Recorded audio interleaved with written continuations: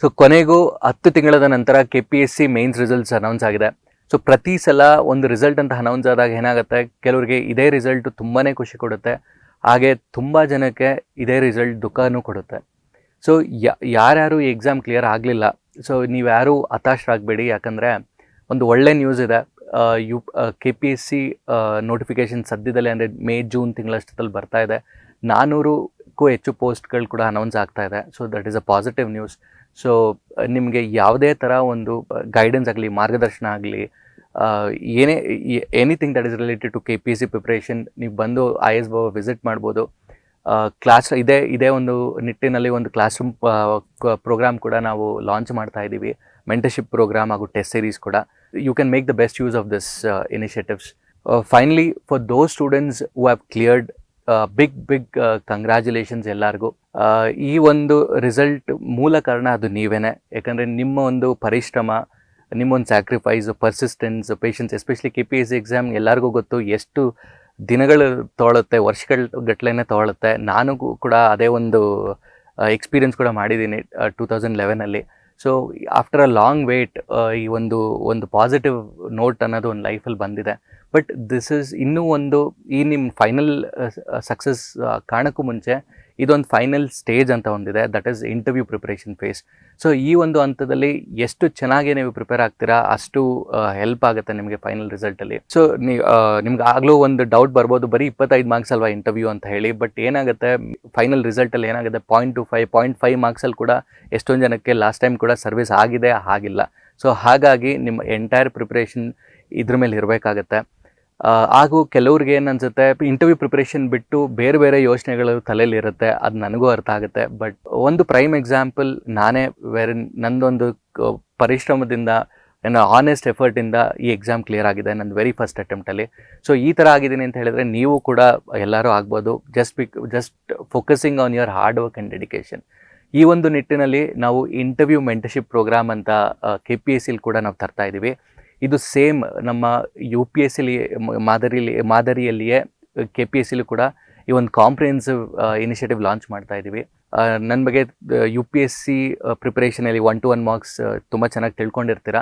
So ಅದೇ ಒಂದು guidance, ಮಾರ್ಗದರ್ಶನ ಇದರಲ್ಲೂ ಕೊಡಬೇಕಂತ ಬರ್ತಾ ಇದ್ದೀವಿ. ನನ್ನ ಜೊತೆ ನನ್ನ ಹಳೆ ವಿದ್ಯಾರ್ಥಿಗಳು ಈಗಾಗಲೇ ಸರ್ವಿಸಲ್ಲಿ ಇರ್ತಾರಲ್ಲ, ಅವ್ರು ಕೂಡ ಬರ್ತಾರೆ. ಹಾಗೂ ಸೀನಿಯರ್ ಆಫೀಷಿಯಲ್ಸ್ ಕೂಡ ಕರೆಸ್ತಾ ಇದ್ದೀನಿ. ಸೊ ಎಲ್ಲರೂ ನಿಮಗೆ ಒಂದು ಎನ್ವೈರ್ಮೆಂಟ್ ಕ್ರಿಯೇಟ್ ಮಾಡಿಕೊಡ್ತೀವಿ. ನಿಮ್ದು ಏನೇ ಒಂದು ಡೌಟ್ ಇರ್ಬೋದು ಇಂಟರ್ವ್ಯೂ ರಿಲೇಟೆಡ್, ಇಲ್ಲಿ ಬಂದು ನೀವು ಕ್ಲಿಯರ್ ಮಾಡ್ಕೋಬೋದು. ಇದು ಒಂದು ಪ್ರತಿ ಹಂತದಲ್ಲೂ ನಾವು ನಿಮಗೆ ಕೈ ಹಿಡ್ಕೊಂಡು ಮುಂದೆ ನಡೆಸ್ಕೊಂಡು ಹೋಗ್ತೀವಿ. ಸೊ ಇಂಟರ್ವ್ಯೂ ಪ್ರಿಪರೇಷನ್ ಅಂತ ಬಂದಾಗ ಏನಾಗುತ್ತೆ, 5 ಥರ ವಿಭಾಗಗಳು ಬರುತ್ತೆ.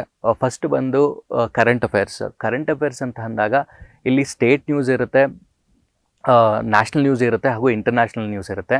ಸೊ ಬಟ್ KPSCಲಿ ಏನು ಮಾಡ್ತಾರೆ, ಸ್ಟೇಟ್ ನ್ಯೂಸ್ ಮೇಲೆ ತುಂಬ ಎಂಫಸೈಸ್ ಮಾಡ್ತಾರೆ. ಸೊ ಅದ್ರ ಮೇಲೆ ನೀವು ಫೋಕಸ್ ಮಾಡಬೇಕಾಗತ್ತೆ. ಸೆಕೆಂಡ್ ಬಂದು ನಿಮ್ಮ ಬಗ್ಗೆ, ಅಂದರೆ ನಿಮ್ಮ ಬ್ಯಾಕ್ಗ್ರೌಂಡ್ ಬಗ್ಗೆ ಒಂದಷ್ಟು ಇನ್ಫಾರ್ಮೇಷನ್ ಅವರು ಕಲೆಕ್ಟ್ ಮಾಡಿರ್ತಾರೆ. ಸೊ ನಿಮ್ಮ ಎಜುಕೇಷನಲ್ ಬ್ಯಾಕ್ಗ್ರೌಂಡ್ ಇರ್ಬೋದು, ಇಲ್ಲ ನೀವು ಯಾವ ಡಿಸ್ಟ್ರಿಕ್ಟಲ್ಲಿ ಇಲ್ಲ ಯಾವ ಹಳ್ಳೀಲಿ ಹುಟ್ಟಿದ್ದು ಅದ್ರ ಬಗ್ಗೆ ಕ್ವಶನ್ಸ್ ಆಗಲಿ, ನಿಮ್ಮ ಅಭಿರುಚಿಗಳು, ನಿಮ್ಮ ಇಂಟ್ರೆಸ್ಟ್, ನಿಮ್ಮ ಹಾಬೀಸ್ ಮೇಲೆ. ಸೊ ಈ ಥರ ಹಲವಾರು ಕ್ವಶನ್ಗಳು ಬರುತ್ತೆ. ಇದು ಸೆಕೆಂಡ್ ಕ್ಯಾಟಗರಿ ಅಂತ ಹೇಳ್ತೀನಿ. ಥರ್ಡ್ ಕ್ಯಾಟಗರಿ ಬಂದು ಸಿಚುವೇಷನ್ ಬೇಸ್ಡ್ ಕ್ವಶನ್ಸ್ ಅಂತ ಹೇಳ್ತೀವಿ. ಫಾರ್ ಎಕ್ಸಾಂಪಲ್, ನನ್ನ ಇಂಟರ್ವ್ಯೂ ಟೈಮಲ್ಲಿ ಒಂದು ತುಂಬ ಒಳ್ಳೆ ಕ್ವಶನ್ ಕೇಳಿದರು. It was on tahsildar. Like suppose you are a tahsildar of a district. So ನಿನ್ನ ಹತ್ರ ಯಾರೋ ತುಂಬ ಒಬ್ಬ ಬಡವ ಬರ್ತಾನೆ, ಏನೂ ಇರಲ್ಲ, ರಿಸೋರ್ಸ್, ಮನೆ ಇರಲ್ಲ, ಕೆಲಸ ಇರಲ್ಲ, ಹೊಟ್ಟೆಗೆ ಊಟ ಕೂಡ ಇರಲ್ಲ. ಸೊ ಇದೆಲ್ಲ ಪ್ರಾಬ್ಲಮ್ಸಲ್ಲಿ ಬರ್ತಾನೆ, ಬಂದು ನಿನ್ನ ಹತ್ರ ಕೇಳ್ತಾನೆ. ಸೊ ಹೆಲ್ಪ್ ಕೇಳಿದಾಗ ನೀನು ಯಾವ ಥರ ಹೆಲ್ಪ್ ಮಾಡ್ತೀಯ ಅಂತ ಹೇಳಿ.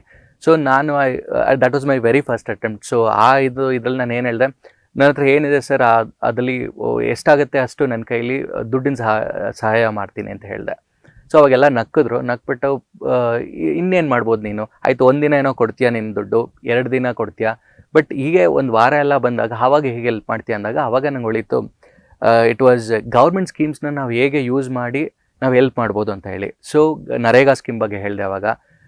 ಸೊ ರೇಷನ್ ಕಾರ್ಡ್ ಬಗ್ಗೆ ಹೇಳಿದೆ. ಸೊ ಇದ್ರ ಥರ ಹೇಳಿ ಅವಾಗ ಅವ್ರು ಖುಷಿ ಆಯಿತು. ಅದೇ ನೆಕ್ಸ್ಟ್ ಕ್ವಶನ್ ಬಂದು, ಇದೇ ಥರ ನರೇಗಾ ಸ್ಕೀಮ್ ಬೇರೆ ಬೇರೆ ಯಾವ ಕಂಟ್ರೀಸಲ್ಲಿದೆ ಅಂತೇಳಿ. ಸೊ ಈ ಒಂದು ಥರ ಸಿಚುವೇಷನ್ ಬೇಸ್ಡ್ ಕ್ವಶನ್ಸ್ ಕೂಡ ಬರುತ್ತೆ ನಿಮಗೆ. 4ನೇ ಕ್ಯಾಟಗರಿ ಬಂದು HR, human resource based questions ಅಂತ ಹೇಳ್ತೀವಿ. ಅಂದರೆ ನಿಮ್ಮ ರೋಲ್ ಮಾಡೆಲ್ ಯಾರು ಲೈಫಲ್ಲಿ, ಹಾಗೆ ಯಾಕೆ ನೀವು ಸಿವಿಲ್ ಸರ್ವಿಸಸ್ ಜಾಯ್ನ್ ಆಗಬೇಕು, ನಿಮ್ಮ ಗೋಲ್ ಏನು, ನಿಮ್ಮ ಏಮ್ ಏನು, ಈ ಥರ ಒಂದಷ್ಟು ಕ್ವಶನ್ಸ್ ಬರುತ್ತೆ. ಆ್ಯಂಡ್ ಫೈನಲಿ ಮಿಸಲೇನಿಯಸ್ ಅಂತ ಹೇಳಿ, ಇದು ಫ್ಯಾಕ್ಟ್ ಬೇಸ್ಡ್. ಸೊ ಇವಾಗ ಬೇಕಾದ್ರೆ ಕರ್ನಾಟಕದ ಲಿಟ್ರಸಿ ರೇಟ್ ಎಷ್ಟಿದೆ, ಟೋಟಲ್ ಫರ್ಟಿಲಿಟಿ ರೇಟ್ ಎಷ್ಟಿದೆ, ಇಲ್ಲ ಕರ್ನಾಟಕದ GDP ಎಷ್ಟಿದೆ, ಸೊ ಫ್ಯಾಕ್ಟ್ ಬೇಸ್, ಇಲ್ಲ ಬೇಸಿಕ್ ಕಾನ್ಸ್ಟಿಟ್ಯೂಷನ್ ಬಗ್ಗೆ, ಕನ್ಸಾಲಿಡೇಟೆಡ್ ಫಂಡ್ ಆಫ್ ಇಂಡಿಯಾ ಅಂದ್ರೆ ಏನು, what constitutes consolidated fund of India, ಈ ಥರ. ಇಲ್ಲ ಎಥಿಕ್ಸ್ ಬೇಸ್ಡ್ ಕೂಡ ಬರುತ್ತೆ, ಫ್ಯಾಕ್ಟ್ ಬೇಸ್ಡ್. ಎಂಪತಿಗೂ ಸಿಂಪತಿಗೂ ಡಿಫ್ರೆನ್ಸ್ ಏನು, ಆನೆಸ್ಟಿಗೂ ಇಂಟಿಗ್ರಿಟಿಗೂ ಡಿಫ್ರೆನ್ಸ್ ಏನು. ಸೊ ಈ ಥರ ಒಂದು 5 ಥರ, ಅಂದರೆ ಈ 5 ಡೊಮೈನ್ಸಲ್ಲಿ ನೀವು ಪ್ರಿಪೇರ್ ಆಗಬೇಕಾಗತ್ತೆ. ಇನ್ನು ಇವಾಗ ರಿಸಲ್ಟ್ ಬಂದಿದೆ, ಸೊ ಇದೇ ಒಂದು ರಿಸಲ್ಟಲ್ಲಿ ಟೈಮ್ ಪಾಸ್ ಮಾಡ್ತಾ ಹೋಗಬೇಡಿ. ಯಾಕಂದರೆ ನನಗೆ ಬಂದಿರೋ ಮಾಹಿತಿ ಪ್ರಕಾರ ಇದೇ ತಿಂಗಳ ಕೊನೆಯಷ್ಟರಲ್ಲಿ ಶುರು ಆಗುತ್ತೆ ಅಂತ ಹೇಳಿ. ಸೊ ಹಾಗಾಗಿ ವೆಯ್ಟ್ ಮಾಡಬೇಡಿ, ತಯಾರಿನ ಶುರು ಮಾಡ್ಕೊಳ್ಳಿ. ಒಂದು ರಿಜಿಸ್ಟ್ರೇಷನ್ ಫಾರ್ಮ್ ಫ್ಲೋಟ್ ಮಾಡ್ತೀವಿ, ರಿಜಿಸ್ಟರ್ ಆಗಿ ಒಂದು ಸಪ್ರೇಟ್ ಟೆಲಿಗ್ರಾಮ್ ಗ್ರೂಪ್ ಮಾಡ್ತೀವಿ. ನಾನು ಜೊತೆಗೆ ಬೇರೆ ಬೇರೆ ಅಧಿಕಾರಿಗಳು ಕೂಡ ಆ ಗ್ರೂಪಲ್ಲಿ ಇರ್ತಾರೆ, ಮಾರ್ಗದರ್ಶನ ನೀಡ್ತಾರೆ. ಹಾಗೆ ನಮ್ಮ ಆಫ್ಲೈನ್ ಸೆಂಟರ್ ಕೂಡ ನಿಮಗೆ ನಾವು ಓಪನ್ ಮಾಡಿರ್ತೀವಿ. ನೀವು ಬಂದು ಒಂದು ಟೈಮ್ ಅಂತ ಸ್ಲಾಟ್ ಅಂತ ಬುಕ್ ಮಾಡಿಕೊಂಡು ಬಂದು ಇಲ್ಲಿ ಡಿಸ್ಕಷನ್ ಮಾಡ್ಬೋದು. ನಾನು ಕೂಡ ಇರ್ತೀನಿ, ನಮ್ಮ ಮೆಂಟರ್ಸ್ ಇರ್ತಾರೆ. ಸೊ ಒಂದು ಮಾಡ್ರೇಟೆಡ್ ಡಿಸ್ಕಷನ್ ನಡೆಯುತ್ತೆ. ಸೊ ಪ್ರತಿದಿನ ಬಂದು ನೀವು ಇಂಟ್ರ್ಯಾಕ್ಟ್ ಮಾಡೋವಂಥ ಒಂದು ಸೌಲಭ್ಯ ಮಾಡಿಕೊಡ್ತಾ ಇದ್ದೀವಿ. Make the best use of the opportunity and wish you all the best. Jai Karnataka, Jai Bharat.